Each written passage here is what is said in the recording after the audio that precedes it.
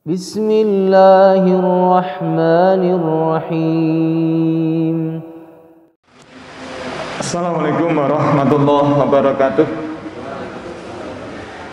Alhamdulillahi rabbil alamin, waladhi arsala rasulahu bil huda wa dinil haqq idruhu ala dini kullih wa kafa billahi syahida.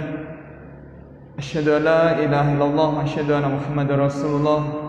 Allahumma shalli wa sallim wa barik ala sayyidina Muhammadin wa ala alihi wa sahbihi ajma'in. Qala Allah ta'ala fi kitabil karim, a'udzu billahi minasyaitonir rajim. Bismillahirrahmanirrahim. Ya ayyuhan nasu kullu mimma fil ardi halalan tayyiban wa la tattabi'u khutuwatis syaitan innahu lakum aduwwum mubin. Wa qala Allah ta'ala fi kitabil karim, a'udzu billahi minasyaitonir rajim. Bismillahirrahmanirrahim. Ya ayyuhalladzina amanu in ja'akum fasiqun binaba'in fatabayyanu an tusibu qauman bijahalatin fatusbihu ala ma fa'altum nadimin. Ibu bapak masyaallah muslimin jamaah salat maghrib dan salat isya yang dirahmati Allah Subhanahu wa taala, marilah kembali di kesempatan malam hari ini kita haturkan rasa syukur kita kehadirat Allah Subhanahu wa taala atas ridha dan berkenan Allah. Di sore hari ini kita masih diperkenankan sehat walafiat. Alhamdulillah, di malam ini kita masih diizinkan tetap bisa melihat dengan sangat jelas. Kita tetap diizinkan masih bisa mendengar dengan sangat jelas. Kita tetap masih diizinkan bisa bernafas dengan lega. Alhamdulillah, kita masih tetap diizinkan bisa menggunakan jemari tangan kita ini dengan sebaik-baiknya. Alhamdulillah kita tadi masih diperkenankan bisa melaksanakan salat maghrib secara berjamaah. Mudah-mudahan semua nikmat Allah ini bisa kita syukuri dengan ibadah yang lebih maksimal buat Allah Subhanahu wa taala.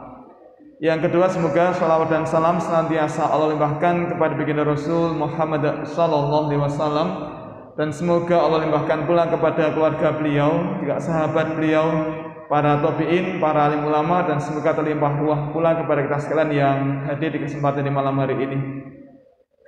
Ibu bapak yang kami hormati dan yang dimuliakan Allah Subhanahu wa taala, pertama tentunya izinkan kami mengucapkan terima kasih jazakallahu khairan jaza atas undangan untuk kembali hadir selain di majelis yang dimuliakan Allah ini.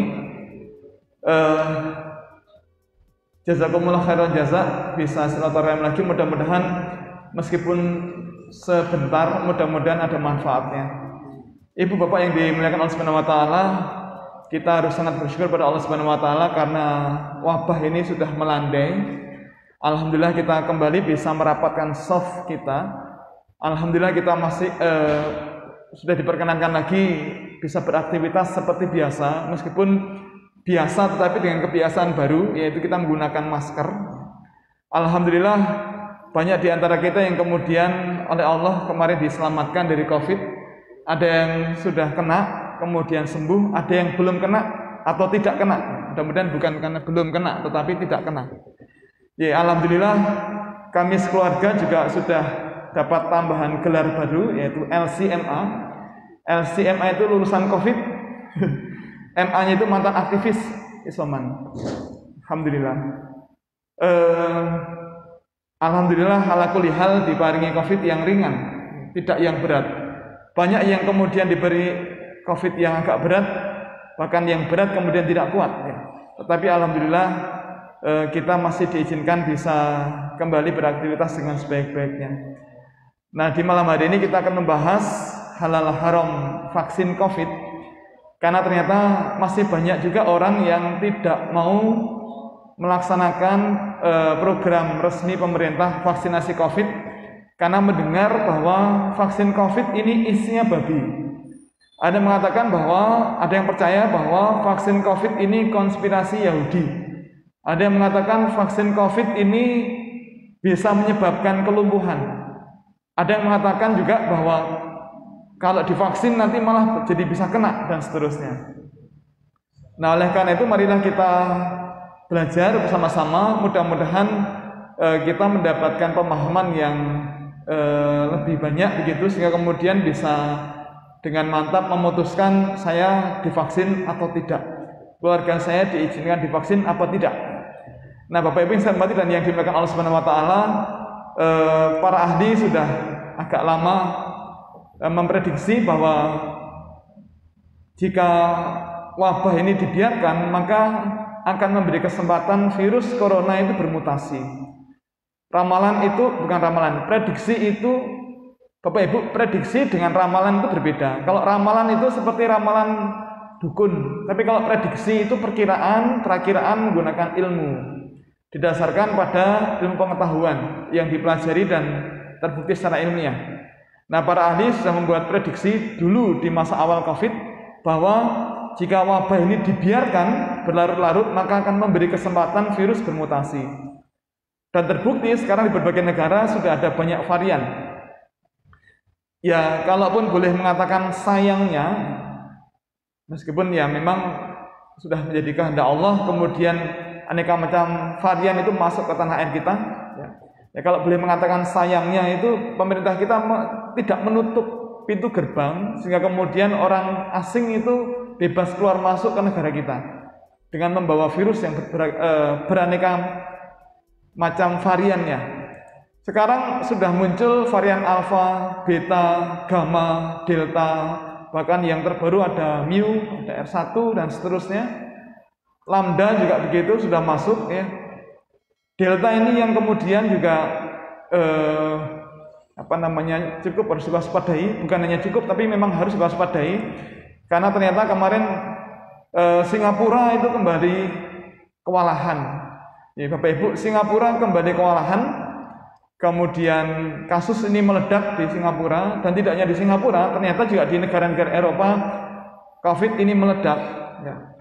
Saya kemarin sempat bertanya ke adik kelas saya yang sekarang masih ada di Edinburgh, di Skotlandia, apa penyebab di Inggris itu penyakit COVID-19 ini kembali meledak, itu sebabnya apa? Nah, beliau mengatakan bahwa ya selain karena ini mutasi dari varian Delta, juga karena di Eropa itu sekarang banyak orang yang enggan menggunakan masker.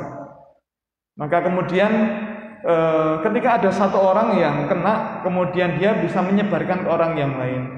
Alhamdulillah orang-orang yang menggunakan masker itu lebih terlindungi, karena sebagai ikhtiar untuk terlindungi. Maka kemudian para ahli memang sudah agak lama mengatakan bahwa kalau kita kepingin selamat, maka mari kita terapkan prokes dengan semaksimal mungkin. Perbanyak membaca agar kita paham, karena banyak orang di berbagai WA group itu tidak mau kalau ada orang yang nge-share tentang COVID, katanya nanti membuat imun turun. Padahal kalau tidak tahu perkembangannya, maka menjadi tidak tahu bagaimana virus ini menyebar. Nah, di awal dan di puncak pandemi kemarin memang kita harus betul-betul ketat menjaga jarak dari kerumunan. Sholat pun kita harus berjarak gitu, agar tidak ada klaster masjid, meskipun akhirnya juga banyak masjid yang tidak merapatkan kemudian menjadi klaster baru. Kemudian mengurangi mobilitas sedapat mungkin, tidak kemana-mana kecuali memang sangat penting. Kemudian menggunakan masker ketika ketemu orang lain. Bapak Ibu, virus corona ini tidak terbang di udara, ini tidak. Virus ini hanya bisa pindah kalau dipindahkan oleh manusia ataupun yang lain.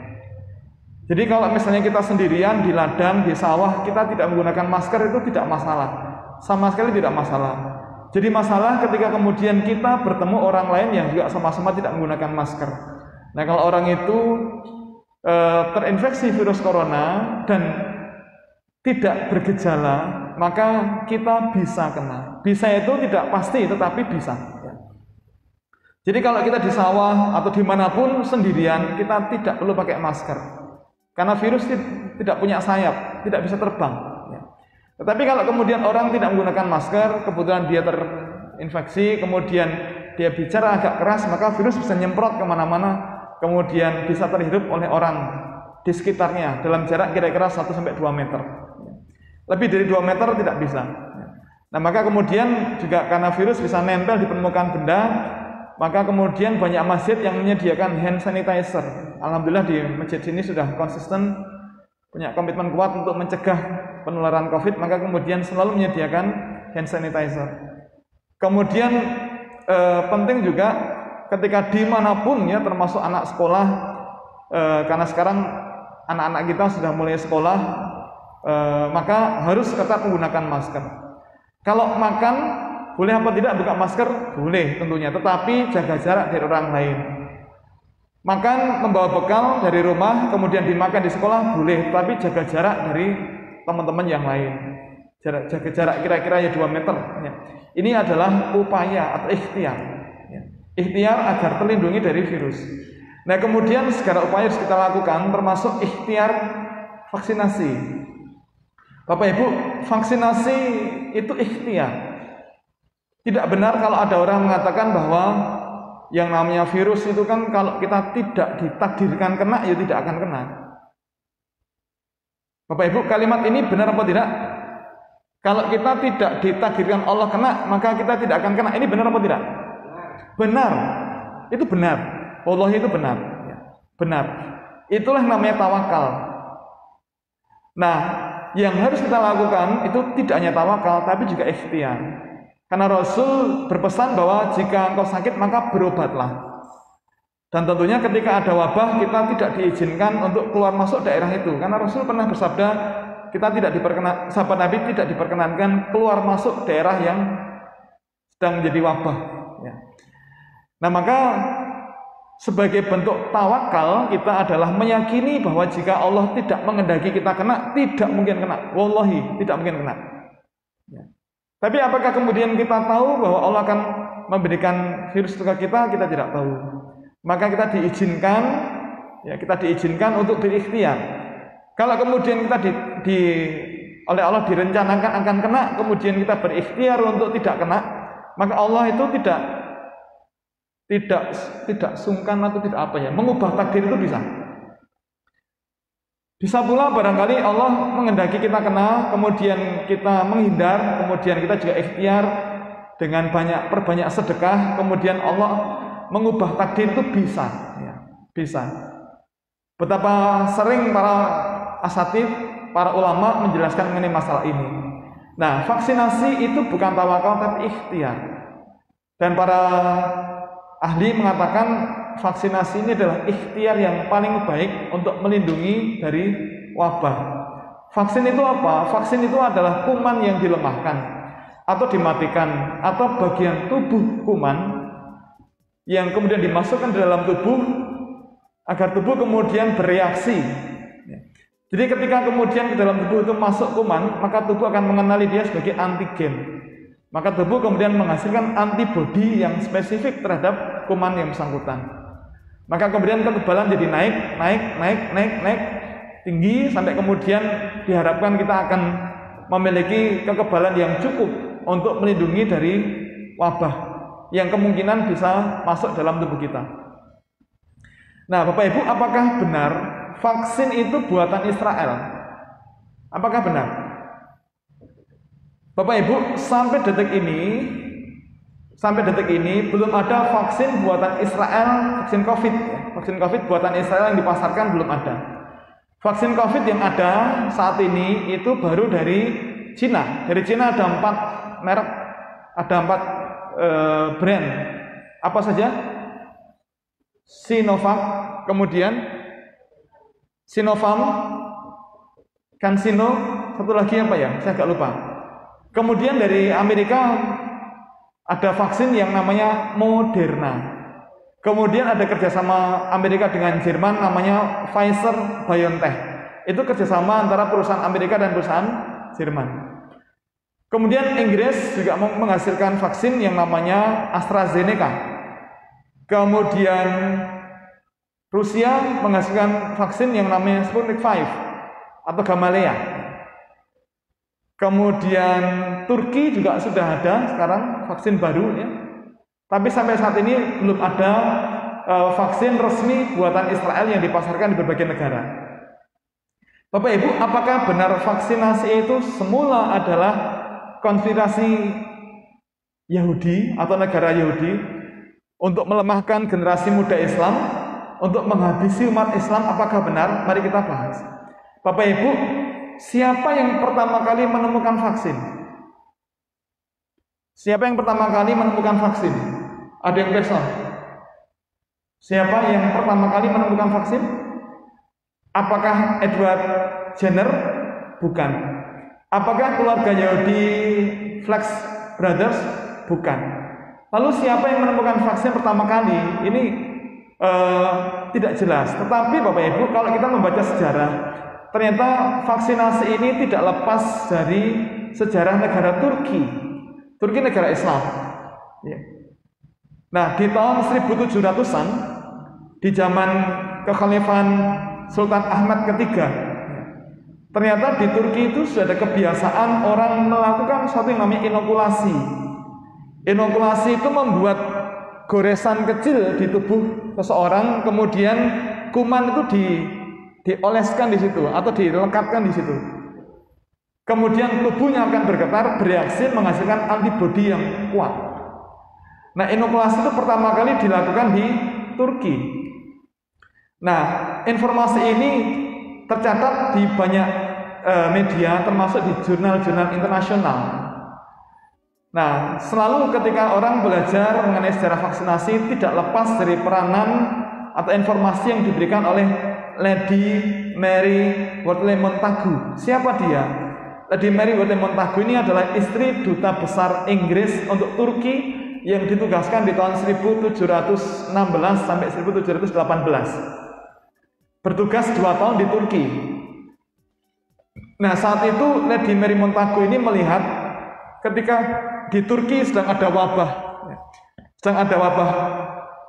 smallpox atau cacar manusia atau variola, maka beliau melihat ternyata orang-orang Turki itu melakukan inokulasi. Jadi mereka membuat goresan kecil, kemudian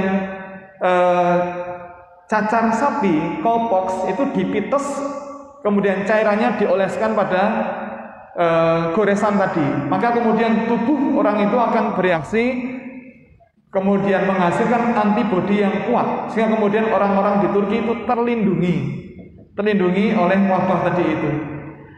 Nah, ini membuat Lady Mary Wortley Montagu yang orang Inggris asli ini terkesima. Maka kemudian beliau juga menginokulasi anak laki-laki yang pertama, yang namanya Edward.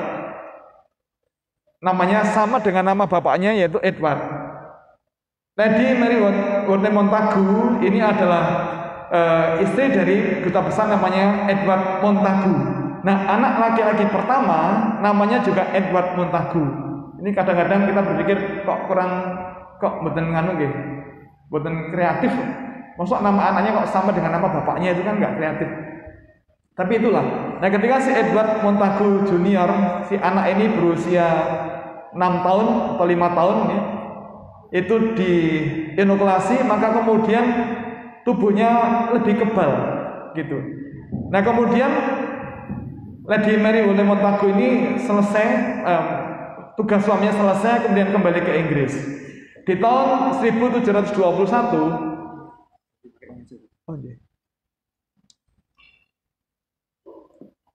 Gemma?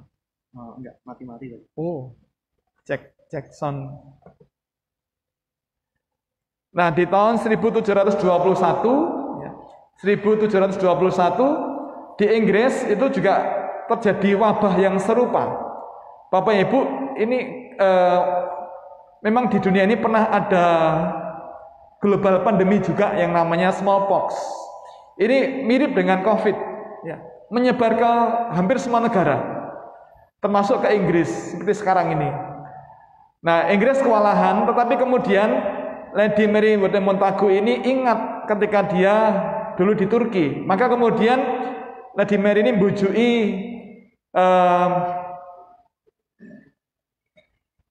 Lady Caroline, ya, ini Ratu Inggris di masa itu, Lady Caroline.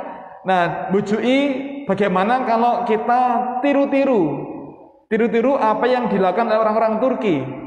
Lady Mary ini menceritakan pengalaman dulu ketika di Turki. Dia melihat, kemudian juga menerapkan program inokulasi itu pada anak laki-lakinya dan kemudian selamat. Ya. Kemudian di Inggris juga Lady Mary ini menginokulasi anak perempuan, itu anak kedua dari suami yang sama. Ya. Nah kemudian Lady Caroline ini setuju, kemudian direncanakan bagaimana kalau ini kita ada percobaan begitu. Maka kemudian di bulan Agustus tahun 1721 diadakan percobaan. Percobaannya dilakukan di penjara Newgate di London atau London's Newgate Prisons. Nah di penjara Newgate ini ditawarkan kepada orang-orang yang divonis hukuman mati. Jadi ditawarkan kepada orang-orang narapidana yang divonis hukuman mati, kalau mereka mau ikut program inokulasi ini, kemudian mereka selamat, maka mereka bebas, tidak jadi dihukum mati. Jadi ditawarkan siapa yang mau ikut program ini silakan, dengan jaminan nanti kalau dia selamat maka dia bebas dari hukuman mati. Nah ternyata kemudian ada banyak orang yang setuju. Nah kemudian para narapidana ini kemudian diinokulasi, kemudian dipersilakan atau tinggal selama 6 minggu ya, atau 1,5 bulan di ruangan yang sama dengan orang-orang yang terkena wabah. Dan ternyata mereka kemudian selamat. Nah ini menarik, ini membuat para dokter dan para ahli kemudian terkesima, kemudian meneliti lebih lanjut, termasuk Sir Edward Jenner yang kemudian melakukan penelitian dan kemudian mengembangkan program ini dan mempublish penelitiannya di Gloucester di England. Maka Bapak Ibu, sejarah vaksinasi ini bermula bukan dari sejarah orang non-muslim tapi sejarah orang Islam. Maka tidak benar kalau kemudian ini adalah konspirasi Yahudi dan seterusnya, tidak benar. Bahkan di masa Khilafah Utsmani itu Sultan Abdul Majid yang pertama bahkan menetapkan undang-undang yang mengharuskan tersedianya vaksin cacar yang bebas biaya. Ini masa kekhalifahan Turki Utsmani. Nah, maka Bapak Ibu, ini menjadi sejarah yang sangat penting untuk kita pahami. Nah, kemudian vaksin sekarang macam-macam ya. Tidak hanya smallpox, tapi ada lagi vaksin COVID, vaksin polio, meningitis, dan vaksin itu hanya efektif dipakai untuk mencegah penyakit tertentu saja. Vaksin COVID hanya efektif mencegah COVID, vaksin polio hanya efektif mencegah polio, tidak efektif mencegah penyakit yang lain. Vaksin meningitis hanya bisa mencegah meningitis, tidak bisa mencegah polio. Rotavirus hanya bisa mencegah rotavirus, tidak bisa mencegah penyakit influenza, apalagi COVID dan seterusnya. Nah, vaksin ini penting karena kita akan berada di tempat yang kita tidak tahu apakah semua orang itu sehat. Ya. Dan Bapak Ibu, wallahi semua orang yang kena COVID itu tidak mengira kalau akan kena. Yang sekarang rawuh, yang kemarin sempat kena berapa orang? Ada yang sempat kena juga? Gak ada. Ibu-ibu gak ada yang kena kemarin ya. Cuma saya berarti yang kena ya. Bapak Ibu, semua orang yang kena COVID, termasuk kami sekeluarga, tidak mengira kalau akan kena. Saya pribadi sudah menerapkan prokes yang sangat ketat begitu, pakai masker ketika ketemu orang, kemudian mengurangi kegiatan keluar rumah, tetapi saya berpikir kayaknya saya lengah di hand sanitizer. Mungkin saya dapat virusnya ketika belanja keperluan harian, di toko pegang-pegang benda yang juga dipegang orang lain yang barangkali kena, atau pas beli lauk duduk di kursi, tangan di meja, mungkin kena, dan saya waktu itu malas menggunakan hand sanitizer, kemudian kena. Ya qadarullah ya. Nah, karena kita akan berada di tempat yang tidak kita ketahui apakah semua orang itu bersih dari virus ini apa tidak, maka kemudian jadi sangat penting. Vaksinasi ditujukan untuk mencapai herd immunity. Apa itu? Herd immunity itu adalah kekebalan komunal, kekebalan masyarakat gitu. Nah, maknanya bagaimana Bapak Ibu? Herd immunity ini adalah apabila cakupan vaksinasi sangat tinggi, maka orang-orang yang tidak bisa divaksin karena alasan kesehatan itu akan terlindungi. Ibu-ibu yang sudah sepuh atau yang ada komorbid yang tidak bisa divaksin, atau ada penyakit autoimun atau penyakit yang lain yang oleh dokter tidak diperkenankan untuk vaksinasi, maka itu akan terlindungi oleh orang-orang yang telah tervaksin. Dan sekarang terbukti. Cuma ada hal yang menarik. Ada pernyataan dari Ibu Fadila Supari, ini mantan Menteri Kesehatan. Dia mengatakan bahwa tidak ada sejarah pandemi atau wabah bisa dihentikan oleh vaksin. Ini yang bicara itu mantan Menteri Kesehatan. Nah, Bapak Ibu, apakah benar kalimat ini? Nah, saya sempat cari informasi atau tabayun sebanyak-banyaknya ke banyak orang gitu. Nah, salah satunya saya tabayun ke Bapak Dr. Abu Thalib Aman, MSc, beliau dosen senior, ahli virus, beliau virolog dari Fakultas Kedokteran UGM, FKKMK UGM. Beliau juga hafiz Quran. Beliau ketua takmir Masjid Ibnu Sina di Fakultas Kedokteran UGM dan juga pengurus di Masjid di Ngelempong Sari, Al-Falak. Beliau dosen senior. Saya nanya ke beliau, apakah betul kalimat Bu Fadila ini yang mengatakan bahwa tidak ada sejarah vaksin itu bisa dihentikan oleh wabah bisa dihentikan oleh vaksin.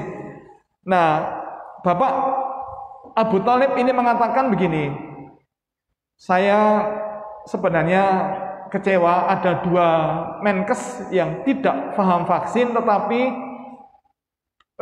sering memberikan pernyataan yang keliru tentang vaksin. 2 orang ini ya Bu Fadila dengan Terawan. Ini kata beliau. Bu Fadila itu sangat paham penyakit jantung tetapi tidak paham mengenai vaksin. Sayangnya beliau sering diberi panggung kemudian memberikan info yang tidak benar. Nah, salah satunya adalah ini kata beliau. Bapak Ibu, barangkali beliau lupa bahwa ada sejarah yang bisa dan mudah dibaca bahwa vaksinasi itu berhasil menghentikan wabah smallpox atau cacar. Bapak Ibu, smallpox itu pernah menjadi wabah, jadi pandemi, global pandemi, seperti COVID ini. Abad 6 itu masuk ke Jepang, dibawa oleh para pedagang dari Cina dan Korea. Abad ke-7 masuk ke Afrika Utara, Spanyol, Portugal, yang dibawa oleh para pedagang Arab. Abad ke-11 meluas sampai ke Eropa, efek perang salib. Abad ke-15 masuk ke Afrika Barat dan seterusnya.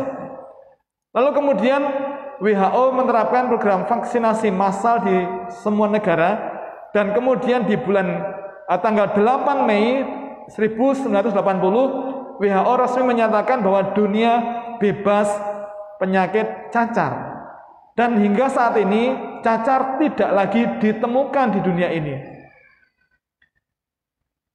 Ini salah satu manfaat vaksinasi yang diterapkan di seluruh bagian di dunia ini.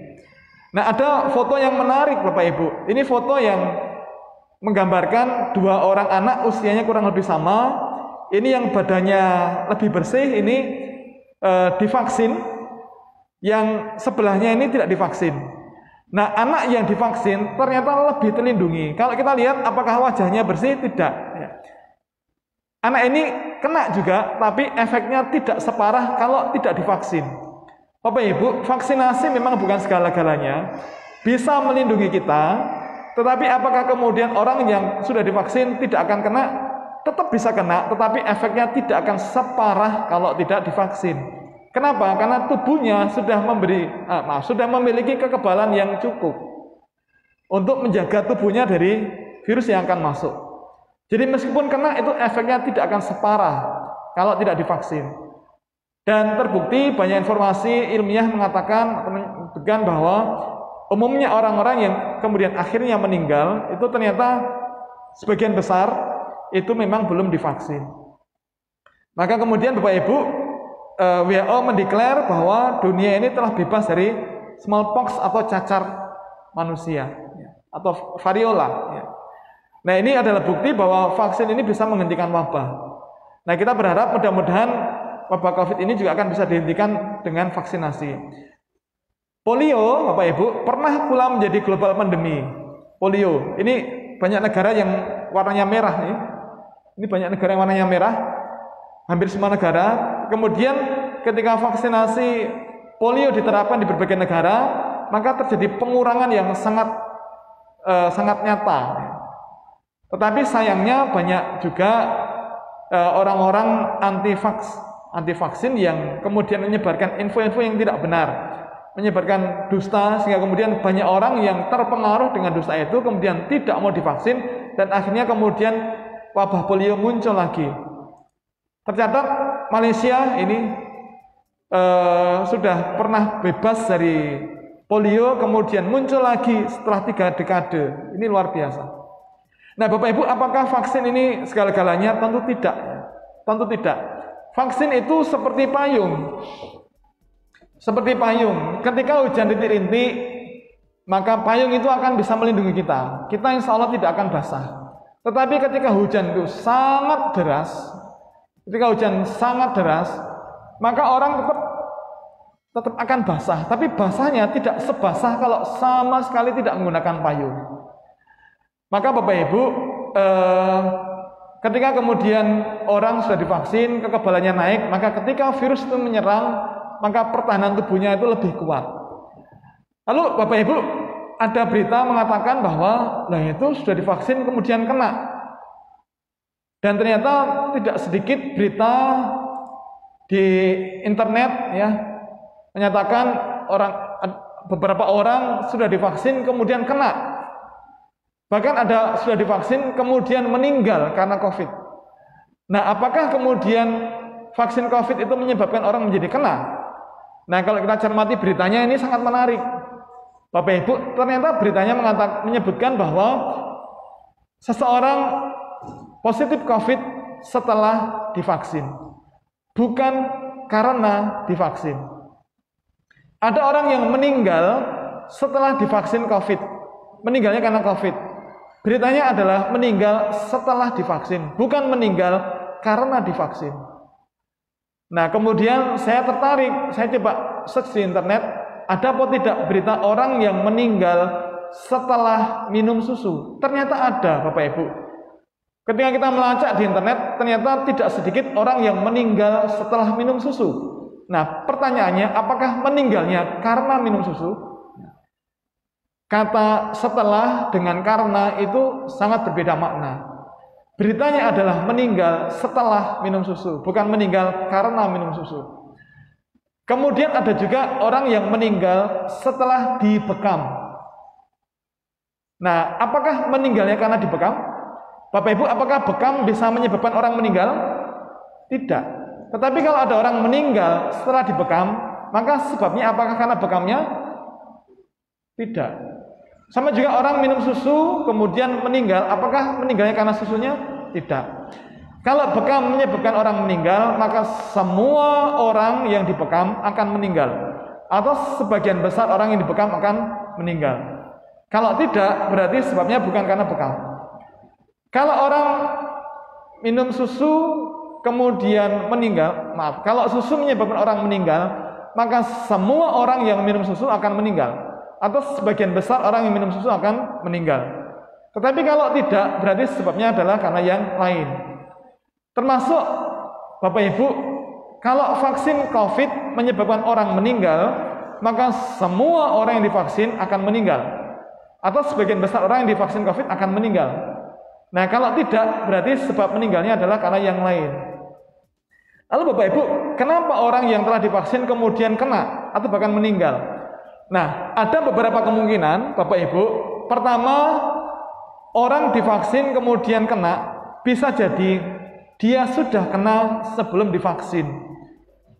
Dari mana kenanya? Dari orang di sekitarnya yang OTG, yang tanpa gejala. Nah, kemudian orang yang ketularan ini juga tidak bergejala. Maka ketika di screening, ketika akan divaksin, suhunya normal, tidak demam, tidak mual, tidak anosmia. Padahal di tubuhnya sudah ada virus COVID-nya, ada virus coronanya, tetapi tidak bergejala atau belum bergejala. Gejala itu kan muncul hari ketiga atau yang keempat. Hari pertama, kedua belum muncul gejala itu. Maka bisa jadi orang ketularan misalnya hari Ahad divaksin, tetapi kena itu di hari Sabtu atau hari Jumat sebelumnya. Di hari Ahad belum muncul gejala. Maka ketika dicek suhu normal, demam tidak, mual tidak, anosmia tidak, geliang tidak, maka kemudian divaksin. Nah, di hari-hari berikutnya baru kemudian gejala-gejala pada muncul, kemudian berkembang isu ini divaksin kemudian kena, padahal kenanya sebelumnya. Kemungkinan yang kedua, kena pada hari ketika dia divaksin. Kenanya bukan dari vaksinnya, tetapi dari orang-orang di sekitarnya. Mungkin dari tangan nakesnya, karena pegang orang banyak, kemudian nempel ini dan seterusnya, kemudian tidak dibersihkan, kemudian bisa masuk dan seterusnya. Kenanya bukan dari virusnya, bukan dari vaksinnya, tapi dari orang-orang di sekitarnya. Bisa pula kenanya itu setelah divaksin, di hari-hari berikutnya setelah divaksin. Bapak Ibu, orang yang divaksin itu kekebalannya tidak langsung celing, langsung tinggi, tidak, tapi bertahap, pelan naiknya bertahap. Nah, di hari-hari berikutnya ketika kekebalan itu baru naik, dia kena dapat dari orang di sekitarnya yang sudah terlebih dahulu kena. Bisa begitu. Atau kemudian yang keempat, vaksinnya tidak bereaksi di tubuhnya. Bapak Ibu, kalau kita membaca efikasi vaksin, itu maknanya adalah kemanjuran vaksin. Tidak pernah ada di dunia ini yang namanya efikasi vaksin 100% tidak ada. Karena ada orang yang tubuhnya bisa tidak bereaksi, ya, atau sebaliknya. Maka efikasi itu selalu di angka ya 90, 80, 70, 50 dan seterusnya. Artinya ada pula orang-orang yang setelah divaksin tubuhnya tidak bereaksi, kekebalan tubuhnya tidak naik, itu ada juga. Nah, barangkali ada juga orang-orang yang seperti ini sehingga kemudian kena. Nah, maka Bapak Ibu penting sekali kita mendapatkan bekal informasi yang cukup sehingga kemudian ketika kita berbincang-bincang dengan tetangga kita, dengan teman kita itu tidak asal menjawabnya. Karena banyak ternyata di dunia ini orang-orang yang sebagaimana sabda Nabi ini ya, sesungguhnya Allah meridhai kalian pada 3 perkara dan membenci kalian pada 3 perkara pula. Allah meridhai kalian jika kalian hanya menyembah Allah semata dan tidak mempersekutukannya serta berpegang teguh pada tali agama Allah seluruhnya, dan janganlah kalian berpecah belah. Dan Allah membenci kalian jika kalian qila wa qala, berkata-kata tanpa dasar, banyak bertanya dan menyanyiakan harta. Maka Bapak Ibu jangan sampai kemudian kita percaya dengan berita-berita bohong di medsos, kemudian kita pun ikut menyebarluaskan berita bohong itu. Bapak Ibu, tidak sedikit orang-orang yang tertipu kemudian berubah menjadi penipu. Contohnya tertipu katanya vaksin ini isinya babi, jadi saripati babi dimasukkan ke situ. Nah, kita tertipu kemudian kita menipu orang lain, kita menyebarluaskan informasi ini. Maka hati-hati jangan sampai kita seperti itu. Allah berfirman, a'udzubillahi minasyaitonirrajim, bismillahirrahmanirrahim. Ya ayyuhalladzina amanu in ja'akum fasiqun binaba'in fatabayyanu an tusibu qauman bijahalatin fatusbihu al-mafadum nadimin. Wahai orang-orang beriman, apabila datang orang fasik membawa sebuah berita, maka fatabayyanu. Dicek dulu, jangan sampai kalian menimpakan musibah pada satu kaum gara-gara ketidakhati-hatian itu, kemudian menyebabkan kalian menyesal atas perbuatan itu. Maka Bapak Ibu, monggo ini kita hati-hati, jangan sampai kemudian kita terpengaruh dengan aneka hoax. Ya. Nah, Bapak Ibu, sebelum kita membahas bagaimana para ulama menetapkan fatwa vaksin COVID ini, vaksin COVID itu halal atau haram, sebelum kita membahas itu, kita akan terlebih dahulu menyampaikan betapa banyaknya hoax tentang vaksinasi termasuk vaksin COVID. Di antaranya Bapak Ibu, ada orang mengatakan bahwa vaksin ini mengandung bahan kimia berbahaya, maka banyak ahli yang menganjurkan untuk tidak divaksin. Nah, ternyata Bapak Ibu, banyak ahli ini siapa? Ternyata bukan ahli vaksin. Ternyata mereka ada yang kolumnis, ada yang psikolog, ya, ada yang homeopati, ada yang sarjana hukum, ya, dan mereka itu hidupnya puluhan tahun yang lalu. Masa ketika vaksinasi itu belum teknologinya masih sangat kuno. Nah, Bapak Ibu, vaksinasi itu apakah berbahaya? Insya Allah tidak sama sekali. Buktinya apa? Buktinya vaksinasi dipakai di seluruh dunia. Bahkan hingga tanggal 9 Oktober bulan lalu, ini maaf saya belum mengupdate informasi ini, bulan lalu jumlah orang yang divaksin atau jumlah vaksin yang disuntikkan itu ada 6,47 miliar dosis di seluruh dunia. Kemudian cakupan vaksinasi di Amerika bulan lalu itu 62,6%. Kemudian di Inggris 70,5%. Kemudian Israel, Bapak Ibu, kalau ada orang mengatakan vaksinasi ini melemahkan tubuh, maka itu tidak benar. Kalau orang mengatakan vaksinasi konspirasi Israel atau Yahudi, tidak benar. Buktinya apa? Buktinya di Israel cakupan vaksinasi COVID ini bulan lalu 86%. Apakah logis pemerintah Israel sengaja pengen membantai warga negaranya sendiri? Tidak mungkin. Ya. Jangan-jangan kita yang terpengaruh dengan berita-berita dusta itu.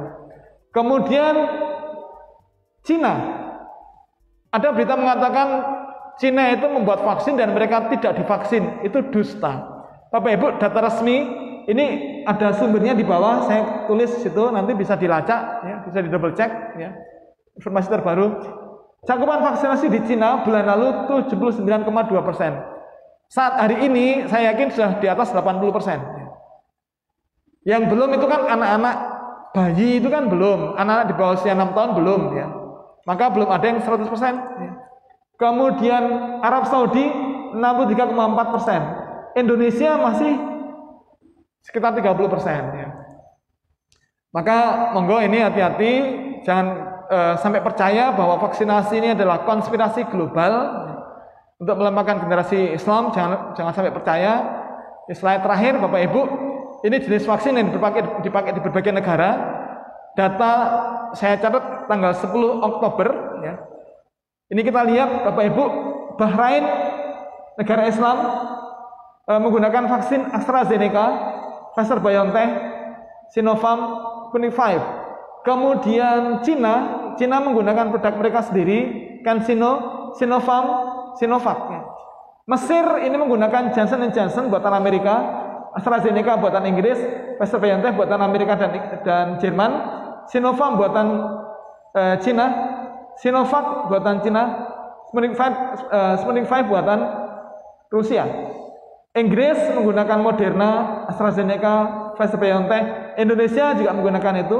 Israel menggunakan Moderna buatan Amerika dan Pfizer-BioNTech buatan Amerika, Jerman. Arab Saudi menggunakan apa? Arab Saudi menggunakan AstraZeneca dan Pfizer-BioNTech.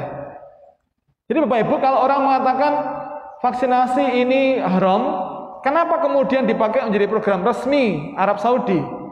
Mereka vaksinasi menggunakan AstraZeneca dan Pfizer-BioNTech. AstraZeneca buatan Inggris, Pfizer-BioNTech buatan Amerika, Jerman. Maka monggo, ini Malaysia menggunakan CanSino, AstraZeneca, Pfizer-BioNTech, Sinovac, ya, dan seterusnya. Nah, maka Bapak Ibu, monggo ini jangan sampai kita percaya dengan berita-berita dusta. Dan di pekan depan insya Allah kita akan membahas bagaimana para ulama menetapkan fatwa halal atau haramnya vaksinasi COVID-19. Demikian yang bisa kita sampaikan. Mohon maaf. Assalamualaikum warahmatullahi wabarakatuh.